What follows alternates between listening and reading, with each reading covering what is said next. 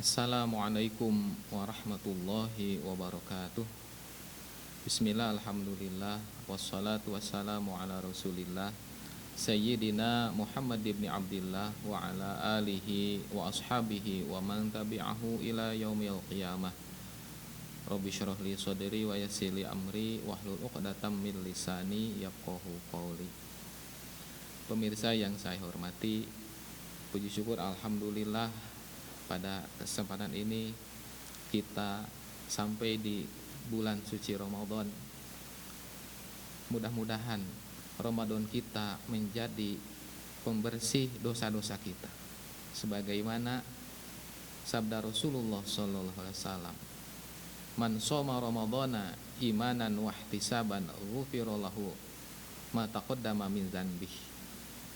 Barang siapa yang melaksanakan puasa di bulan Ramadan, maka akan diampuni dosa yang lalu.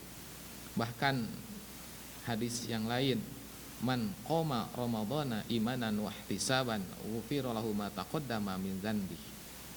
Barang siapa yang melaksanakan sholat malam, atau kita suka melaksanakan sholat tarawih, maka akan diampuni dosa yang lampau. Ini sesuai dengan surah Al-A'la. Qad aflaha man tazakka wa dzakara isma rabbih fasalla bal tu'sirunal hayatad dunya wal akhiratu khairu abqa. Sungguh bahagia orang yang telah membersihkan. Sebagian ada yang mengatakan bahwa yang membersihkan itu adalah orang yang telah melaksanakan puasa.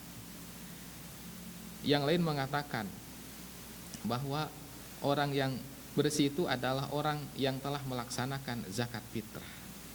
Wa dzakara isma rabbih fasalla, kemudian dia menyebut nama Tuhannya, yaitu dengan memperbanyak zikir pada malam Idul Fitri.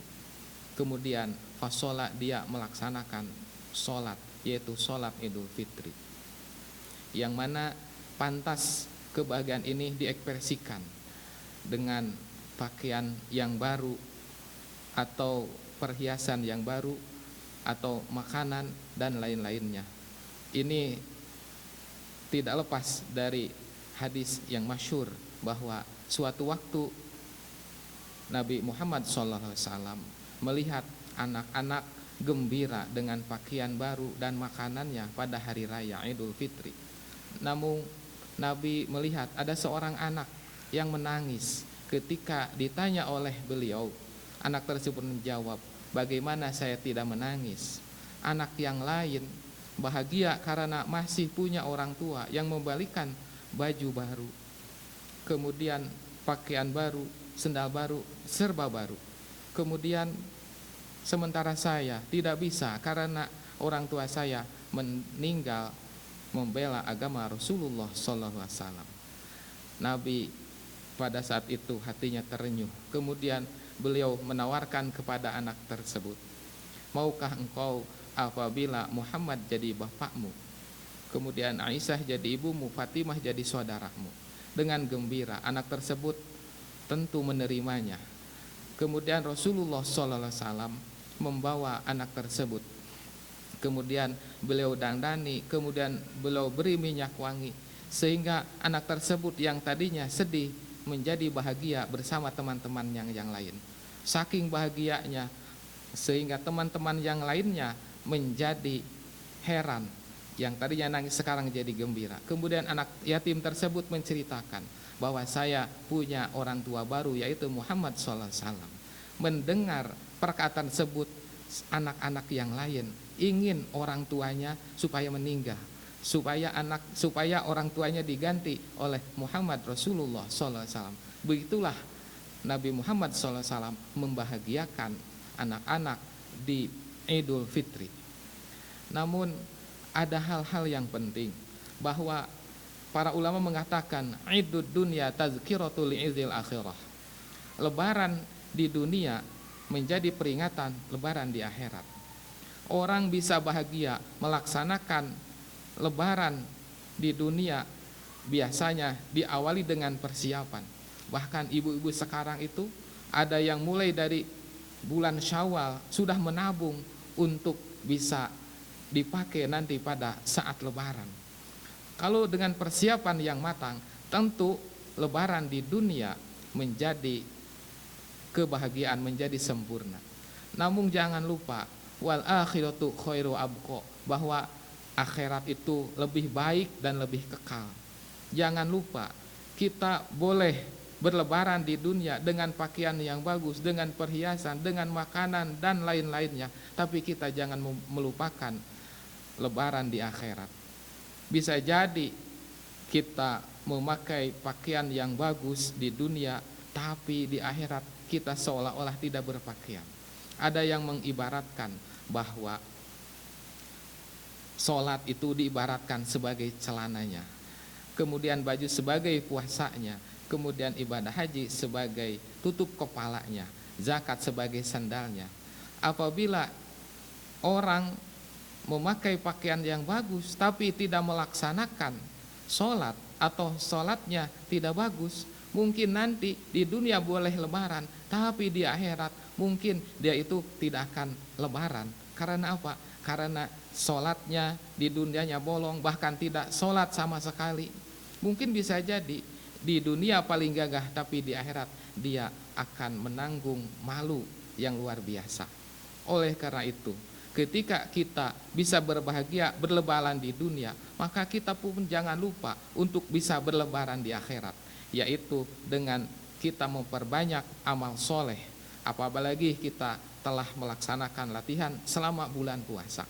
Di bulan puasa kita merasakan nilai ketakwaan makin tinggi. Makanya di bulan Syawal pun supaya bisa dipertahankan, supaya kita bukan bisa hanya berlebaran di dunia, tapi kita pun bisa berlebaran di akhirat.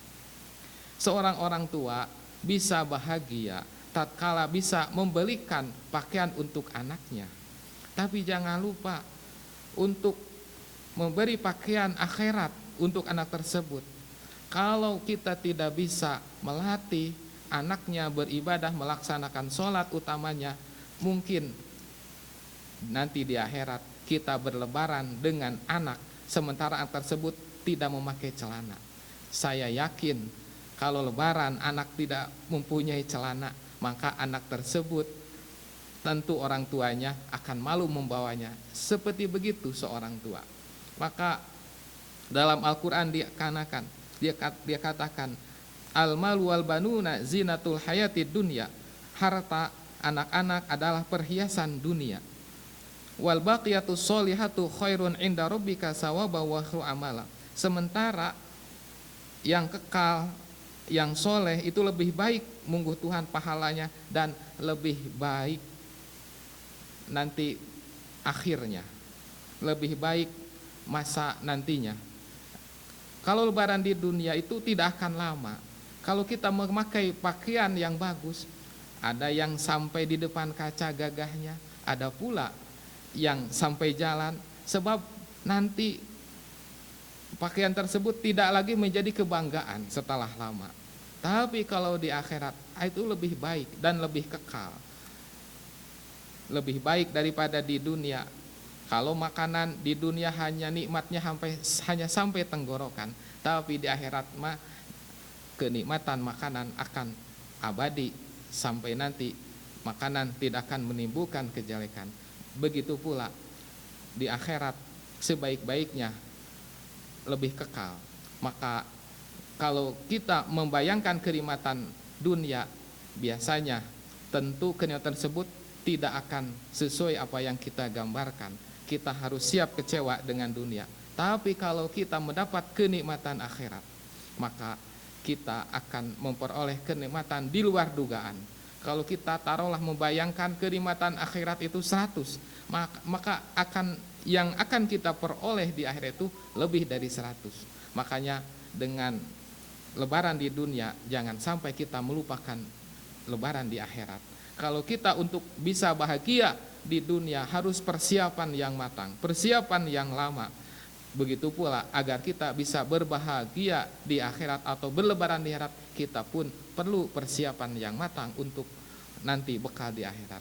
Jangan sampai dunia yang kita terima dititipkan oleh Allah Subhanahu wa taala menjadi dunia yang ditinggalkan, tapi jadikanlah dunia yang dititipkan oleh Allah kepada kita menjadi ladang amal, menjadi bekal untuk nanti di akhirat. Maka jadikanlah dunia ini ladang untuk bisa beramal soleh, supaya kenikmatan dunia tidak hanya ketemu di dunia tapi bisa kekal sampai akhirat.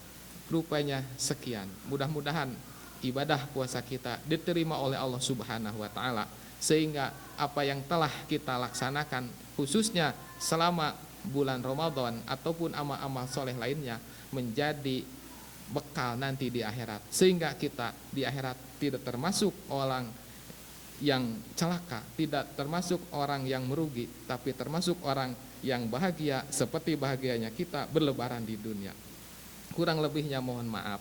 Sekian dan terima kasih. Wassalamualaikum warahmatullahi wabarakatuh.